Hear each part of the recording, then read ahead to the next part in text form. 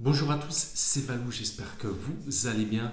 Moi, ça va un petit peu mieux. Vraiment, j'ai essayé de revenir à partir de cette semaine, comme promis. Voilà, ça va déjà mieux, mais c'est pas encore la grande forme. Bref, avant de commencer la vidéo, oublie pas, c'est le dernier jour pour toi de remporter ce magnifique blister flamme obsidienne non trié, non pesé, bien évidemment. Pour ça, tu as juste à t'abonner à la chaîne, le petit like sous cette vidéo et bien évidemment le commentaire pour pouvoir participer. Tirage au sort demain, les amis. Du coup, vu que j'ai pas beaucoup fait de vidéos, je me suis dit je vais encore faire ce petit concours pour le 1er novembre. Voilà, le mois prochain, enfin ce mois-ci, je ne sais pas encore ce que je vais faire gagner. On verra par la suite. Alors aujourd'hui, on va parler un petit peu de la prochaine série justement qui va sortir fin de semaine. Pourquoi pas vous faire gagner un petit blister justement là-dessus. Bien évidemment, c'est Faille Paradox. Alors, on a le temps passé et le temps futur. Tout simplement, je vais donner mon avis sur ce set. Bien sûr, ce n'est que mon avis. Après, vous ne pouvez pas être d'accord. D'ailleurs, dites-moi dans les commentaires si vous allez être d'accord ou pas d'accord avec moi, tout simplement. Alors déjà, certes, c'est un set assez mitigé. Avec temps passé, temps futur. Voilà, les Pokémon, c'est pas du tout les mêmes. Enfin bref, déjà, premier point négatif pour ma part, il y a vraiment trop de cartes. Tout simplement, à collectionner, c'est une galère. Déjà, pour faire le Master Set, pour les gens qui font le Master Set, ça coûte une blinde, c'est même pas la peine. Et après, pour drop les cartes, c'est très très difficile. J'ai déjà vu des ouvertures de pas mal de displays. Franchement, le drop il est mitigé, hein. C'est très dur de choper les cartes. Alors, faut ouvrir pour pouvoir dropper beaucoup de cartes ou alors les acheter. Mais les acheter, ça coûte cher vu que le taux de drop sur certaines cartes est vraiment pas ouf du tout.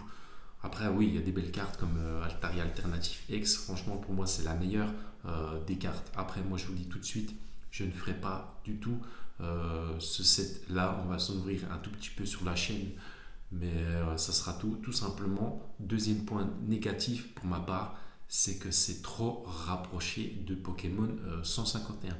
Pokémon 151 vient de sortir il y a très peu de temps, je crois, il y a environ, c'était allez, autour du 20 septembre. 1er novembre, même déjà, ça fait déjà une semaine qu'il y en a beaucoup qui en ouvrent. On est déjà sur faille paradoxe.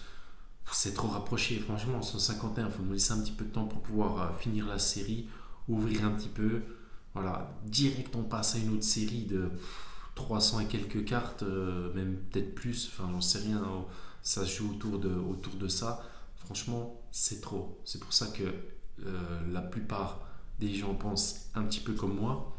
Et du coup, bah, V4, c'est assez boudé pour l'instant. Voilà, il y a beaucoup de stock de ce que j'ai pu voir. Très peu d'ouverture, très peu de gens qui sont emballés tout simplement parce qu'il y en a beaucoup qui ont acheté juste les cartes qu'ils aiment, vraiment tout simplement. Pour ma part, je vais juste acheter 2 ETB pour ma collection, une de chaque. Voilà, ça coûte déjà assez d'argent comme ça.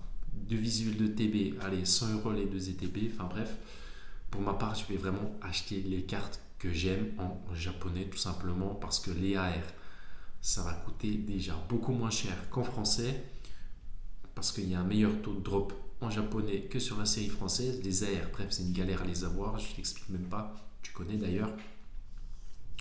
Donc voilà, donc je vais pas m'enquiquiner, je vais les acheter direct en japonais pour les avoir dans mon petit classeur et pour pouvoir les collectionner. Surtout qu'il y aura un meilleur cadrage et une meilleure qualité à 100%. Bref, ça tu connais aussi. Mais pour ma part, oui, après les items, les displays, vous allez les trouver autour des 175 €. Les ETB, les deux illustrations, vous allez les trouver autour de 50-53 €. Franchement, ne vous précipitez pas parce qu'il va y avoir un stock de fou. Si ce n'était pas le cas sur 151, Faille Paradox, il y a un énorme stock. En plus, la série est boudée. Voilà, elle va être mise de côté. Certes, il y a quelques cartes, mais je pense pas que la série va être tant appréciée que ça. Surtout qu'en plus, il arrive plein de coffrets, de restock aussi, de épées et boucliers. Il en arrive dans les fêtes. Donc il va y avoir pas mal de choses à acheter et les gens, euh, ils se restreignent. Enfin, ils ont d'autres choses à acheter que du Pokémon Fight Paradox. Voilà, ils vont, enfin, ça, là. Ouais, excusez-moi, j'arrive plus à parler. Ah, ça arrive, mais j'ai pas envie de le couper au montage, je vais le laisser. Bref, je disais que les gens, ils ont beaucoup de choses à acheter, donc voilà, le Pokémon, ça va être mis un peu de côté. Surtout qu'il arrive des grosses dingueries sur cette fin d'année. On parle de la nouvelle série Treasure Shiny en japonais qui va arriver, je crois, début d'année prochaine pour nous. Donc voilà, bref, on revient sur Fight Paradox. Certes, les blisters, vous allez les trouver entre 5 et 6 euros. Je trouve que franchement, les prix ça va. Les tripacks entre 15, 16 euros, 17 euros. Voilà. Les points positifs, c'est que il y a quelques cartes qui sont vraiment très jolies mais qui coûtent des gemmes blindes. Dratak, il est magnifique. Pour moi, Dratak et Altaria Alternative sont vraiment les deux cartes qui ont un potentiel de fou. J'aime bien aussi les dresseurs et les dresseuses. Il y a eu un très gros travail de fait là-dessus. De plus, les AR aussi. Les AR sont magnifiques. Bon, il y en a d'autres qui le sont moins. Le seul problème, c'est qu'en français, le taux de drop des AR est très très compliqué. Donc voilà un petit peu mon avis sur Fight Paradox. D'ailleurs, dites-moi dans les commentaires ce que vous pensez de cette série, si vous l'appréciez, pas du tout, si vous allez la collectionner, si vous allez ouvrir beaucoup, très peu, enfin bref, dites-moi tout dans les commentaires. En plus, ça te fait participer pour ce magnifique blister. Donc, point de positif en plus, sans oublier le like sur cette vidéo, ça fait toujours plaisir et ça fait avancer la chaîne. De plus, je voulais rajouter un petit point,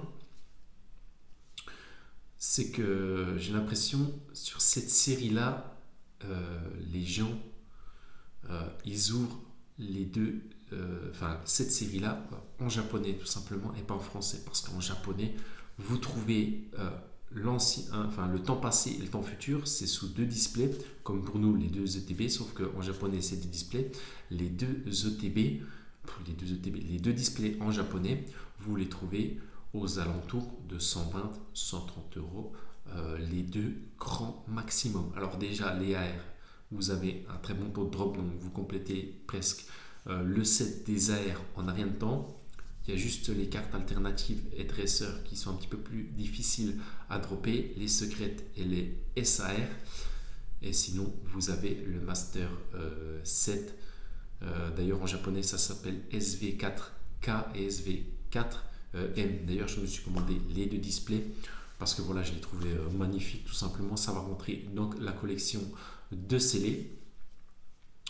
Et de plus, je crois qu'il y a soit sur les deux sets anciens, temps passé, temps futur, dans chaque set, ça fait un total de 90 cartes à peu près, si je dis pas de bêtises, donc beaucoup moins qu'en français, parce que nous en français, on a au moins 3 séries japonaises réunies, si je dis pas de bêtises, donc ça fait beaucoup trop. Bref, je suis un peu lassé de Fight Paradox là. Ça va trop vite. Honnêtement, ça va trop vite. C'est le gros point négatif. Pokémon Company, ils savent très bien que voilà, c'est argent, argent, argent, jackpot, jackpot. Prochaine série, on va mettre du Dragofeu, là, on va mettre du Groudon. Enfin, tout le temps les mêmes Pokémon aussi. Ça commence à me gaver. On voit tout le temps les mêmes Pokémon. On voit jamais du Typhlosion, du Kyogre. Très peu. Typhlosion, on n'en voit jamais. Macronium, on n'en voit jamais. Alligator non plus.